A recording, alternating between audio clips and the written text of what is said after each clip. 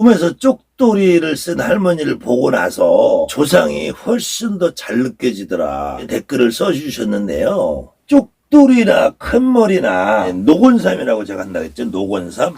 노곤삼이나 큰머리 밑에, 큰머리 밑에 이렇게 또아리를 올려놨죠. 또아리. 또아리 같은 것도 마찬가지고요. 큰머리도 저는 이 큰머리에다가 이렇게 제가 오색을 좀 장식을 달아봤는데요.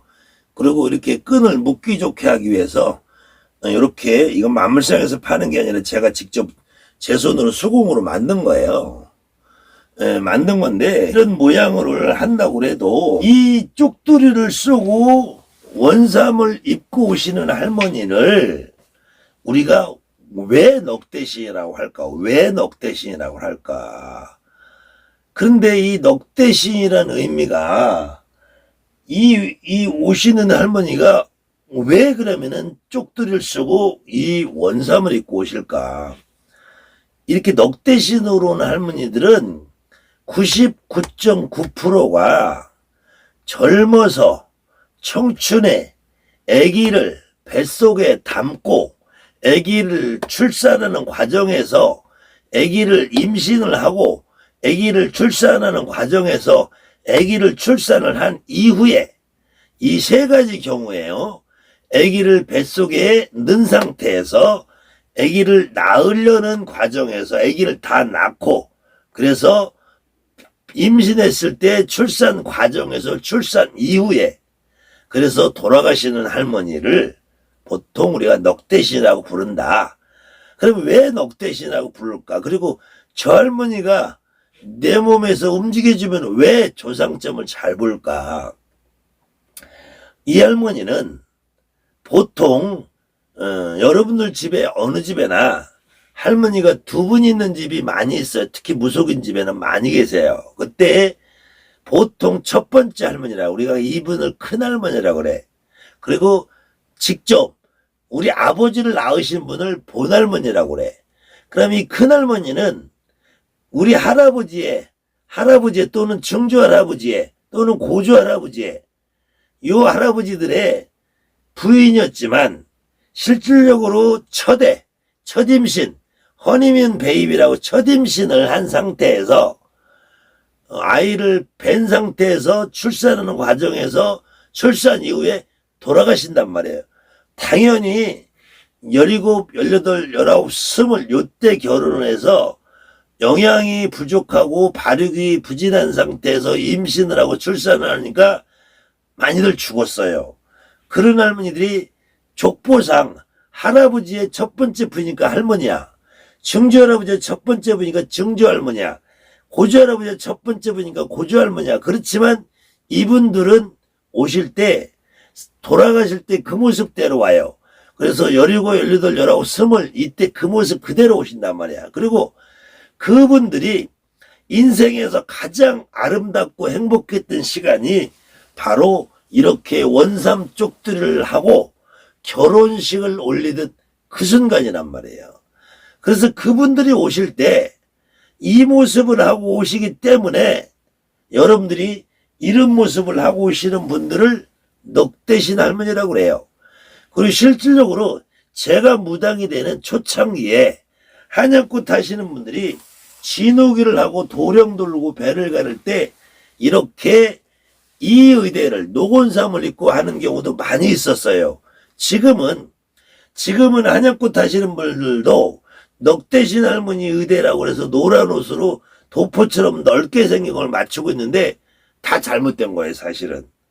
오히려 넉대신 할머니는 이렇게 노곤삼을 입는 것이 정상입니다.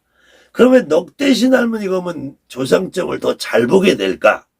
실질적으로 이 할머니는 우리 아버지를 낳은 본할머니의 형님 되시는 거야, 사실은. 그리고 우리 할아버지의 첫 번째 부인이야. 그럼 나하고는 피가 안 섞였다는 거예요. 아버지하고도 피가 안 섞인 거야. 그런데 이 할머니가 뱃속에 아이를 넣고 있다는 것은 할아버지의 아이를 베고 있다는 거야. 만약에 이 할머니가 이 아이를 낳게 되면은 우리 아버지하고 배다른 형제가 되는 거예요. 배다른 형제가 되는데 이 배다른 형제가 출산을 하게 되면은 아버지하고는 형제지간이 돼요. 나한테는 큰아버지 뻘이 되겠지. 큰 고모가 되든지. 근데 그런 경우 거의 90%가 아들이에요. 그래서 큰아버지 뻘 되는 분이 뱃속에서 돌아가셨단 말이야. 그러면은 이 할머니는 법적으로 족보상으로는 나하고 피가 안 섞였어요. 근데 이 할머니가 이 아들을 뱃속에서 아버지의 배다른 형을 뱃속에 넣고 있는 한은 아버지의 형을 듣고 있고 할아버지의 첫 번째 부인이기 때문에 나한테는 큰 할머니가 된단 말이에요. 나하고는 엄연히 핏줄이 섞여지 않았는데 나하고 관계를 보면 큰 할머니란 말이야. 그러니까 정확하게는 남이야. 근데 이 할머니가 죽으면은 친정으로 가지를 못해요. 친정에서 받아주질 않아. 친정에서는 출가 외인이라 해서 죽어도 그 집에서 가서 죽어라 이래. 그래서 친정에서 받아주지 않아요. 친정에서 제사도 안 지내. 그러면은 어느 경우는 우리 아버지가 자기 큰어머니 제사를 지내는 경우들이 있어요. 저도 실질적으로 어려서 우리 큰어머니 제사를 우리 아버지가 늘상 지낼 때 제가 같이 지냈고요. 근데 그럼 이 할머니 큰어머니라는 분은 이 아버지한테 큰어머니고 할아버지한테 큰 마누라 요 되시는 분, 요 분은 실질적으로는 나하고 피가 안 섞였지만 가족이란 말이야. 그래서 엄밀히 보면은 남인데 또 제대로 보면은 가족이란 말이에요. 그래서 남도 아니고 우리 가족도 아니다. 이분이 친정으로도 못 가고 우리 집안에 족보에도 못 올라왔다. 근데 우리가 구슬하고 내 몸에 몸줄을 실리더라. 그래서 이분은 남도 아니고 내 조상도 아니다.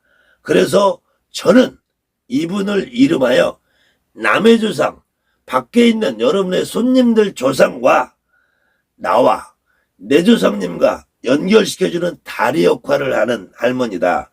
그래서 옛날 어른들이 이런 할머니를 이름하여 넉대신 할머니라. 그래서 남의 조상을 잘 실을 수 있게 해주는 그런 할머니이기 때문에 넉대신 할머니라고 이름을 부르자.